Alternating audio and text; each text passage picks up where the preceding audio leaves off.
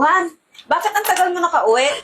Kanina pa ako nag-antay sa'yo. Nagugutom na ako eh.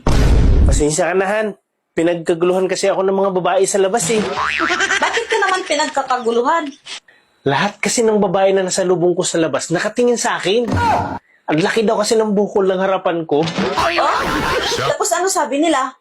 Biro mo, niyaya ako ng mga babae sa labas. One night stand lang. Ang malupit pa doon, ako pa yung babayaran nila. Alam nila na sulit na yung ibabayad nila sa akin. Grabe talaga. Pinagkakaguluhan ako sa labas. Ang lupit talaga ng fighting spirit ko. Ay sus, nagyabang ka na naman.